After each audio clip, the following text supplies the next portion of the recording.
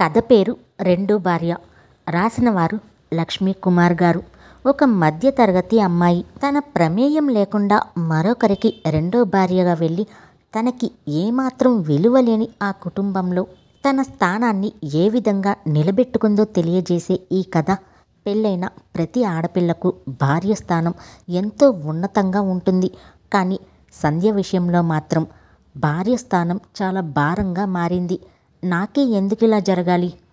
నేను ఏ తప్పు చేయకపోయినా నాకెందుకు ఈ శిక్ష? ఓ మధ్యతరగతి ఆడపిల్లగా పుట్టడం తను చేసిన తప్ప? భారం వదిలించుకున్న తల్లిదండ్రులు, తనను భారంగా భావించే భర్త.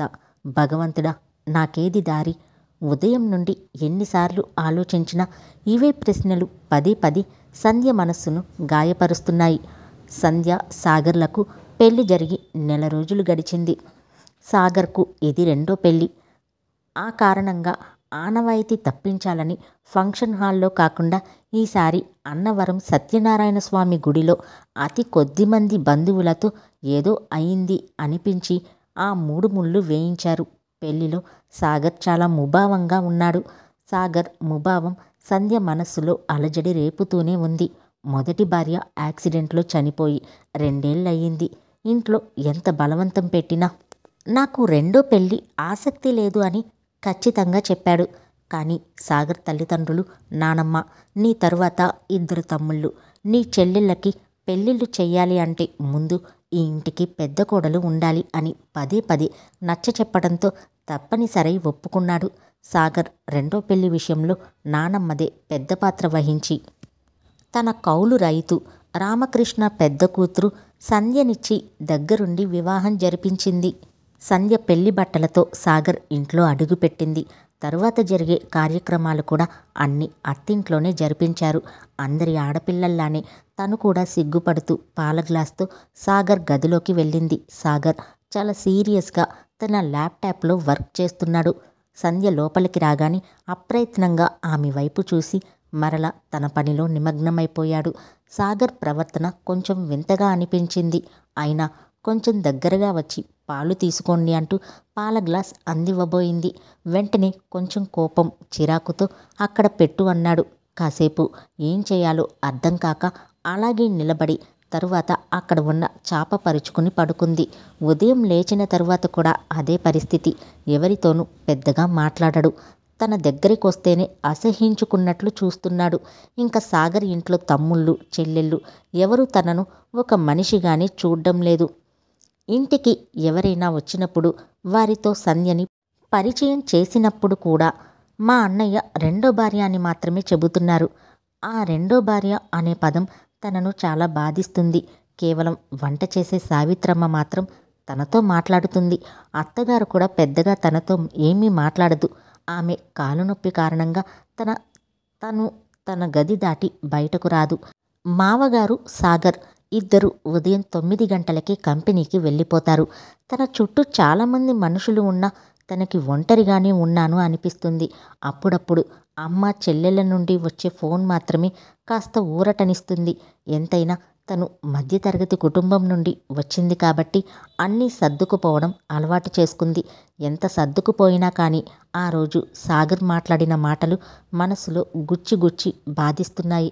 ఆ రోజు జరిగిన సంఘటన మళ్ళీ మళ్ళీ గుర్తొస్తుంది. అప్పటికే 2 రోజుల నుండి జ్వరంగా ఉంది.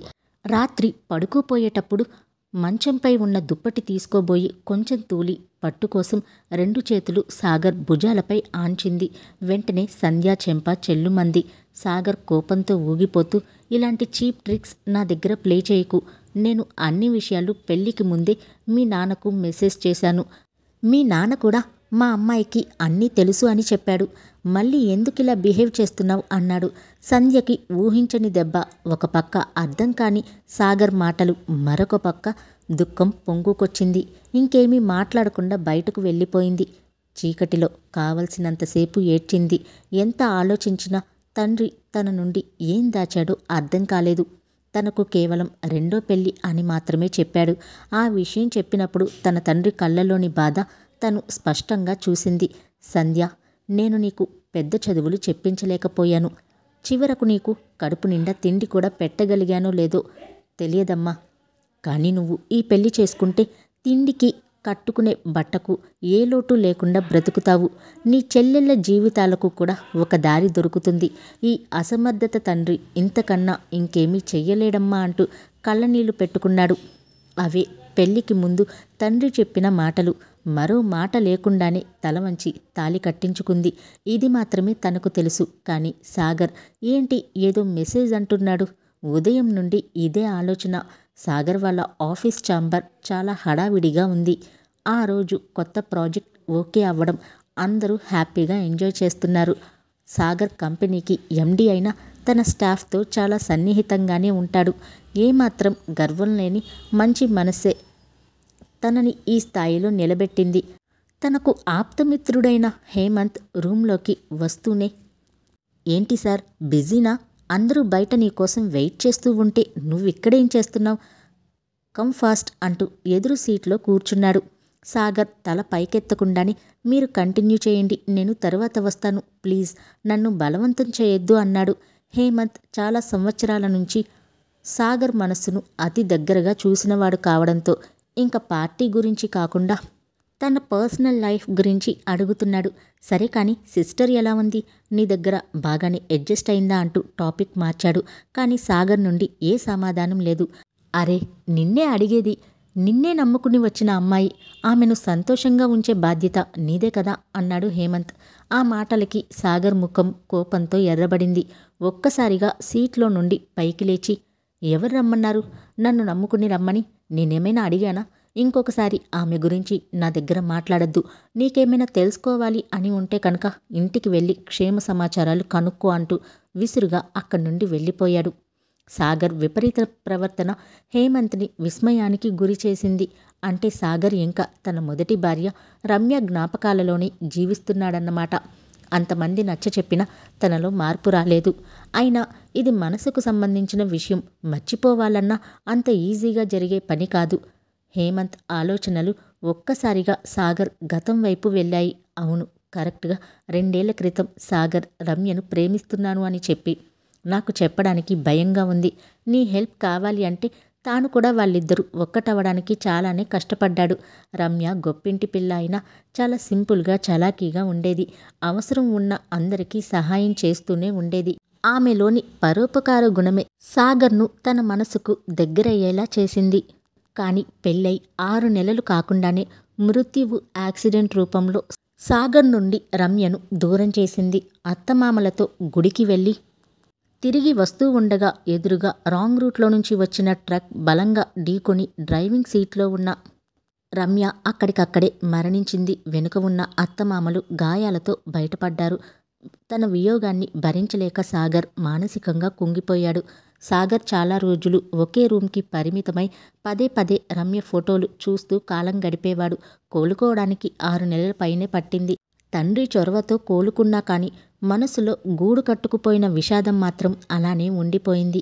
సార్ మిమ్మల్ని పిలుస్తున్నారు అని వినిపించిన ఆఫీస్ బాయ్ మాటలతో పాత జ్ఞాపకాల నుండి మళ్ళీ ఈ లోకంలోకి వచ్చాడు హేమంత్. అయినా మనసు ఇంకా సాగర్ గురించే ఆలోచిస్తోంది. ఒకసారి సాగర్ ఇంటికి వెళ్ళి సంధ్యని కలవాలి, ఆమె పరిస్థితి ఎలా ఉందో అనుకుంటూ అప్పటికే మొదలైన పార్టీలో తను జాయిన్ అయ్యాడు. సంధ్య ఆలోచనలకు అంతరాయం కలిగిస్తూ అత్తగారి పిలుపు చెవులకు చేరింది. సంధ్య ఒకసారి ఇటురా. అత్త పిలుపుతో పరుగులాంటి నడకతో అత్త ఉన్న రూమ్కి వెళ్ళింది సంధ్య. ఈరోజు ఊరి నుండి మా అత్తగారు వస్తున్నారు, అదే అన్నపూర్ణమ్మ గారు వస్తున్నారు. ఆవిడ పెద్దావిడైనా కానీ తిండి విషయంలో చాలా జాగ్రత్తలు పాటిస్తారు. నువ్వే దగ్గర ఉండి అవసరమైనవన్నీ చూసుకో. 4 రోజుల కంటే ఎక్కువ ఉండరు. నాకు యాక్సిడెంట్ అయిన దగ్గర నుండి ఈ కాలు నొప్పితో నడవలేకపోతున్నాను. లేకపోతే అన్నీ నేనే చూసుకునేదాన్ని. ఇంట్లో అందరూ భయపడేది, గౌరవించేది కూడా అత్తయ్య గారిని ఒక్కరినే. ఆమె చెప్తేనే ఎవరైనా వింటారు. నువ్వు కూడా ఆవిడ దగ్గర జాగ్రత్తగా ఉండు అని చెప్పింది. ఇప్పుడు సంధ్యకి అర్థమైంది. అంటే అన్నపూర్ణమ్మ గారు చెప్పారని సాగర్ తనని పెళ్లి చేసుకున్నాడన్నమాట అని మనసులో అనుకుని, అలాగే అత్తయ్య గారు అని తనకు చెప్పి అక్కడి నుంచి వచ్చేసింది. కాసేపటికి అన్నపూర్ణమ్మ గారిని తన పెద్ద మరిది గౌతమ్ కారులో తీసుకుని వచ్చాడు. ఆమె ఇంట్లోకి అడుగు పెడుతూనే సంధ్య ఎలా ఉన్నావు అంటూ ఆప్యాయంగా పలకరించింది. బాగానే ఉన్నానమ్మమ్మ గారు, రండి అంటూ ఆమె చేతిలో ఉన్న వస్తువులు తీసుకుంది సంధ్య. చెప్పిన సమాధానం అన్నపూర్ణమ్మ గారికి తృప్తిని ఇవ్వలేదు. వాడిపోయిన సంధ్య ముఖాన్ని చూసి అక్కడ పరిస్థితి అర్థం చేసుకుంది. సంధ్య మాత్రం అన్నపూర్ణమ్మ గారి వెంటే ఉండి ఆమెకి కావలసినవన్నీ అందిస్తుంది. ఆ రోజు మధ్యాహ్నమే అన్నపూర్ణమ్మ గారు, సంధ్య ఇక్కడ దగ్గరలో శివుడి గుడి ఉంది, సాయంత్రం అక్కడికి వెళ్ళి వద్దాం, త్వరగా రెడీ అవ్వు అని చెప్పింది. అన్నపూర్ణమ్మ గారు అన్నట్లుగానే 5 గంటలకల్లా కారులో గుడికి బయలుదేరింది.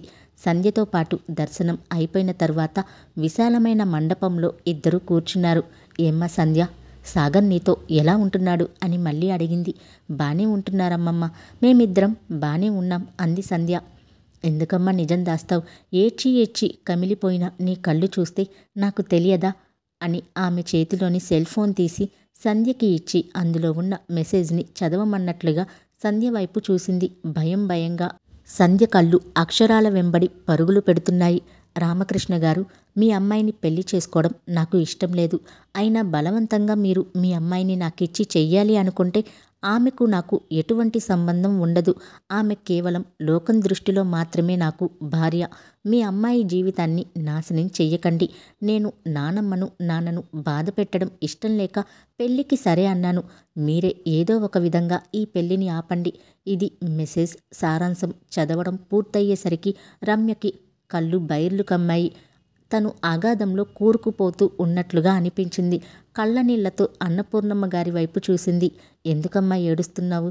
దుఃఖం మనలో ధైర్యాన్ని దెబ్బతీస్తుంది.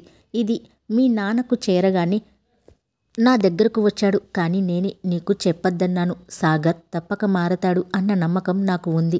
అలాగే నీ గురించి కూడా నాకు బాగా తెలుసు. మీ నాన్న మా ఇంటికి వచ్చిన ప్రతిసారి నీ గురించే చెప్పేవాడు. అందుకే నా దృష్టిలో నీవే సాగర్కి సరైన భార్య అనిపించింది. ఎందుకంటే ఆ విశాలమైన ఇంట్లో ఎన్నో గదులు, ఒక్కొక్కరు ఒక్కొక్క గదికి పరిమితం. ఎవరి లోకంలో వాళ్ళు ఉంటారు. ఇంట్లో అంతమంది ఉన్నా ఇల్లంతా ఎప్పుడు నిశ్శబ్దమే. కళాకాంతులు లేని ఇంటికి ఆశాదీపం అయి వెలుగులు నింపుతావన్న నమ్మకం నాకుంది. సాగర్కి రెండో పెళ్లి చేయడానికి ఎంతోమంది గొప్పింటి వాళ్ళు కూడా తమ పిల్లల్ని ఇవ్వడానికి పోటీ పడ్డారు. బయట నా మనవడికి ఉన్న గౌరవం అటువంటిది. కానీ వాళ్ళందరినీ కాదని నిన్ను మాత్రమే నేను ఎంచుకున్నానమ్మా. నా నమ్మకాన్ని నిలబెట్టు అంటూ చెమ్మగిల్లిన కళ్ళతో సంధ్య తలపై ప్రేమగా నిమిరింది. సంధ్య మాత్రం ఏమీ సమాధానం చెప్పకుండా అన్నపూర్ణమ్మ గారినే చూస్తుంది. మళ్ళీ ఆవిడే, ఆ సంధ్య, నేను ఇలా చెప్పాను అని ఏమీ బాధపడకు. నా మనవడి మీద ప్రేమ నన్నిలా చెప్పిస్తుంది.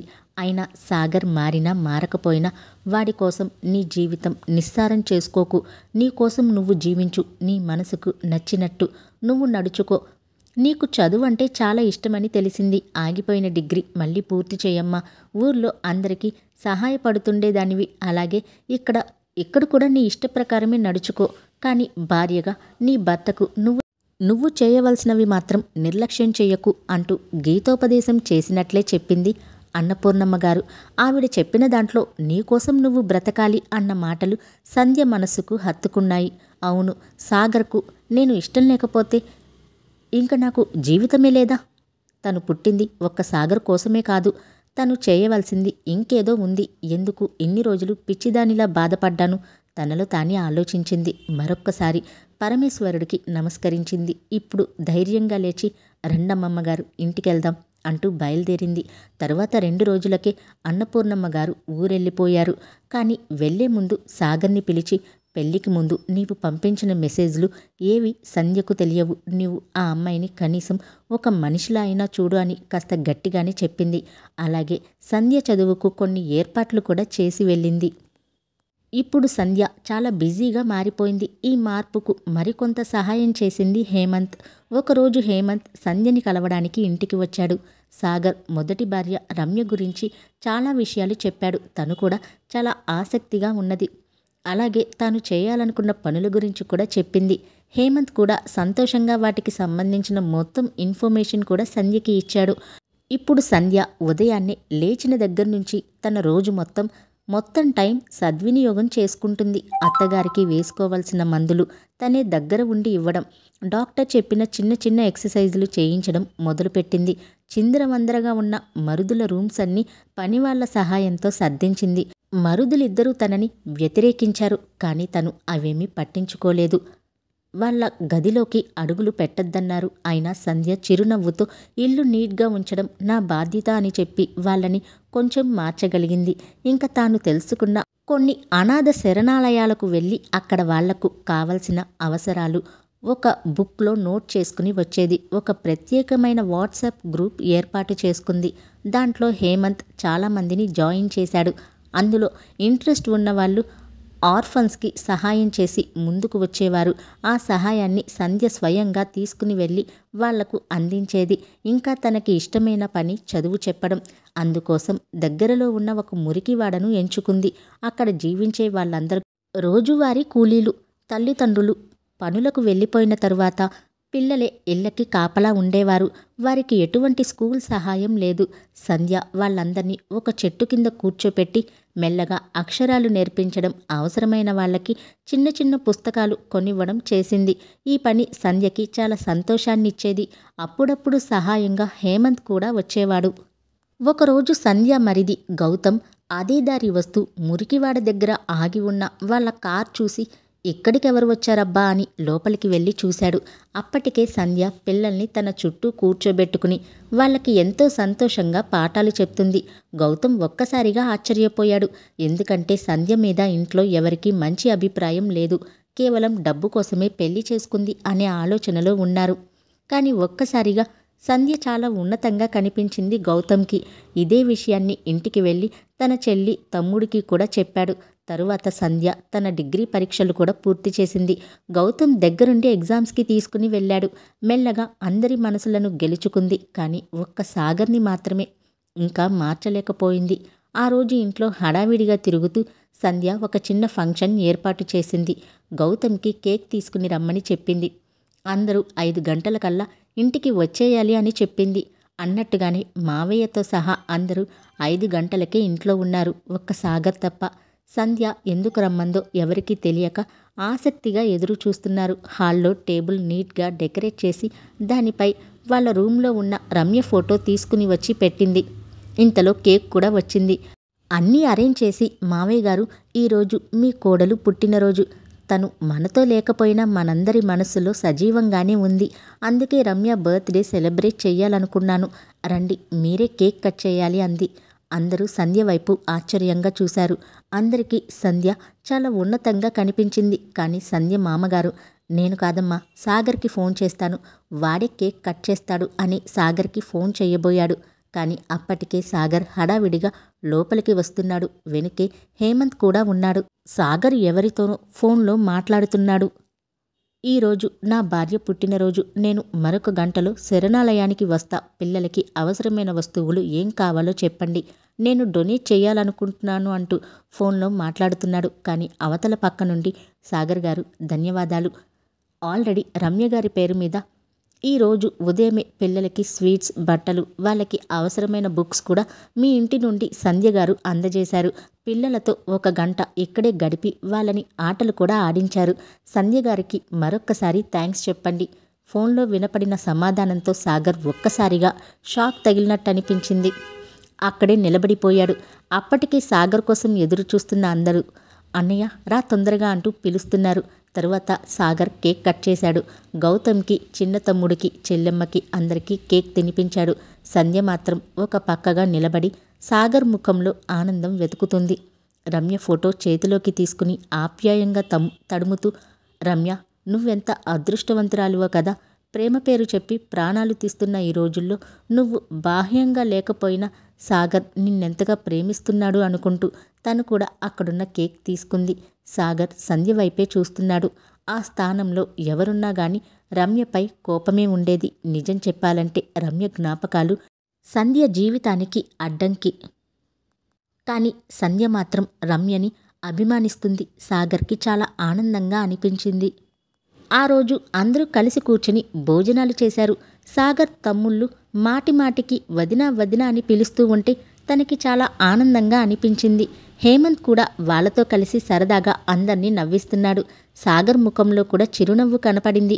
భోజనాలయ్యాక హేమంత్ ఇంటికి వెళ్ళడానికి బయలుదేరాడు. సాగర్ కూడా గేట్ వరకు హేమంత్తో కలిసి వెళ్ళాడు. హేమంత్ వెళ్లే ముందు, సాగర్, భగవంతుడు రమ్యని దూరం చేసిన సంధ్య రూపంలో మరో అదృష్టం నీ చేతిలో పెట్టాడు. అదృష్టాన్ని చేజార్చుకోకు. ఇంతకంటే ఎక్కువ ఏమీ చెప్పలేను అంటూ తను చెప్పాలనుకున్నది సాగర్కి చెప్పి వెళ్ళిపోయాడు. సాగర్ రూంలోకి అడుగుపెట్టేప్పటికీ సంధ్య రూమ్ని సర్దుతూ ఉంది. సాగర్ మెల్లగా సంధ్య దగ్గరగా వచ్చి, సంధ్య, అక్కడేవో. సంధ్య, నన్ను క్షమించు, నీ మనసును బాధ పెట్టాను అన్నాడు.